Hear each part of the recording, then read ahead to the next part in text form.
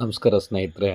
ನೀವೇನಾದರೂ ಬೋರ್ ಹಾಕಿಸಿದ್ರೆ ಅಥವಾ ನಿಮ್ಮದೇನಾದರೂ ಬೋರ್ ಇದ್ದರೆ ಹೊಸ್ದಾಗಿ ಹಾಕ್ಸಿದ್ರೆ ಸಮೇತ ಒಂದು ಸತಿ ನಿಮ್ಮ ಬೋರ್ನ ಸ್ಕ್ಯಾನ್ ಮಾಡಿಸ್ಕೊಳ್ಳೋದು ತುಂಬ ಒಳ್ಳೆಯದು. ಯಾಕಪ್ಪ ಅಂತ ಹೇಳಿದ್ರೆ ಒಂದು ಸತಿ ಸ್ಕ್ಯಾನ್ ಮಾಡಿಸ್ಕೊಳ್ಳೋದ್ರಿಂದ ತುಂಬ ಉಪಯೋಗ ಇದೆ.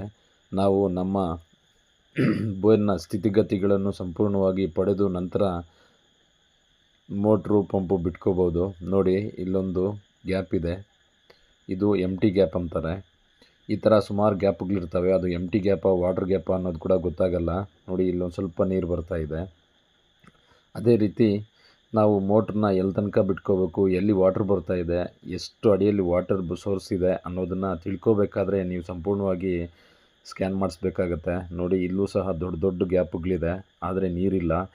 ಇಂಥ ಗ್ಯಾಪ್ಗಳೆಲ್ಲ ಮಳೆಗಾಲದಲ್ಲಿ ಪಿಕಪ್ ಆಗುತ್ತೆ. ಅದೇ ರೀತಿ ಕೆಲವೊಂದಷ್ಟು ಗ್ಯಾಪ್ಗಳನ್ನ ಐಡೆಂಟಿಫೈ ಮಾಡ್ಕೋಬೋದು. ಮಾಡಿಕೊಂಡು ನೀವು ನೀರು ಬರ್ತಾಯಿದ್ರೆ ಅಲ್ಲಿ ತನಕ ಪಂಪು ಮೋಟ್ರು ಸಮೇತ ಬಿಟ್ಕೋಬೋದು.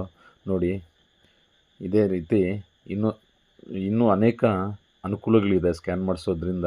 ಒಂದು ಸತಿ ಈ ಬೋರ್ನ ಸ್ಥಿತಿ ತೋರಿಸ್ತೀನಿ ನೋಡಿ ನಿಮಗೆ. ಈ ಬೋರ್ ಏನಪ್ಪ, ಈ ಬೋರಲ್ಲಿ ಇರ್ತಕ್ಕಂಥ ವಿಶೇಷ ಅನ್ನೋದಕ್ಕಿಂತ ಅನಾನುಕೂಲ ಯಾವ ಥರ ಇದೆ ಅನ್ನೋದನ್ನು ಒಂದು ಸ್ವಲ್ಪ ನೀವೇ ನೋಡಿ. ಇಲ್ಲಿ ನೀರಿನ ಮಟ್ಟ ಬರ್ತಾ ಇದೆ, ನೀರಿನ ಮಟ್ಟ ಬಂತು. ಈ ನೀರಿನ ಮಟ್ಟ ಸ್ವಲ್ಪ ಒಂದೆರಡು ನಿಮಿಷ ಒಂದು ಸ್ವಲ್ಪ ಮೇಲೆ ಒಂಚೂರು ಕ್ಲಾರಿಟಿ ಬರೋಲ್ಲ, ಯಾಕಂದರೆ ಅದೊಂದು ಸ್ವಲ್ಪ ಡಸ್ಟಿಯಾಗಿರುತ್ತೆ, ಹಂಗಾಗಿ ಬರೋಲ್ಲ. ಮತ್ತು ಬರುತ್ತೆ ನೀಟಾಗಿ.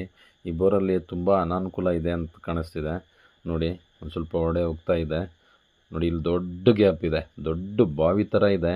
ನೋಡಿ, ಎಷ್ಟೆಷ್ಟು ಬಂಡೆಗಳು ಬೋರ್ ಹಾಕಿದಾಗ ಕ್ಲಿಯರಾಗಿ ಹೋಗಿರುತ್ತೆ, ಆಮೇಲೆ ಕೆಲವೊಂದಷ್ಟು ಪ್ರೆಷರ್ಗೆ ಆಚೆ ಬಂದಿರ್ತವೆ. ನೋಡಿ, ಎಷ್ಟು ದೊಡ್ಡ ದೊಡ್ಡ ಬಂಡೆ ಅಂದರೆ ಕಲ್ಲುಗಳು ಆಚೆ ಬಂದಿದೆ. ಇಲ್ಲೇನ ಮೋಟ್ರ್ ಹೋಯಿದ್ರೆ ಮತ್ತೆ ರಿಟರ್ನ್ ಬರೋದು ತುಂಬ ಕಷ್ಟ, ತುಂಬಾ ಕಷ್ಟ. ಅದೇ ರೀತಿ ಆಗಿರ್ತಕ್ಕಂಥ ಬೋರ್ ಇದು. ನೋಡಿ, ಮೋಟ್ರ್ ಬಿದ್ದೋಗಿದೆ, ಮೋಟ್ರ್ ಬಿದ್ದೋಗಿ ಕೆಳಗಡೆ ಹೋಗಿ ಬಿದ್ದೋಗ್ಬಿಟ್ಟಿದೆ. ಪಂಪು ಮೋಟ್ರು ಎರಡೂ ಒಡೆ ಇದೆ. ನೋಡಿ, ಹಿಂಗಾಗಿ ಹೇಳೋದು, ಒಂದು ಸತಿ ಸ್ಕ್ಯಾನ್ ಮಾಡಿಸ್ಕೊಳ್ಳಿ. ನಿಮ್ಮ ಬೋರ್ನ ಸಂಪೂರ್ಣವಾದ ಮಾಹಿತಿ ಪಡೆದು ನಂತರ ನೀವೇನು ಮಾಡ್ಕೋಬೇಕು, ಯಾವ ಥರ ನಿಮ್ಮ ಬೋರ್ನ ಸ್ಥಿತಿ ಇದೆ ಒಂದು ಸಂಪೂರ್ಣ ಮಾಹಿತಿ ತಿಳಿದ ನಂತರ ನೀವು ನಿಮ್ಮ ಮೋಟ್ರು ಪಂಪನ್ನ ಬಿಟ್ಕೋಬೋದಾಗಿರುತ್ತೆ.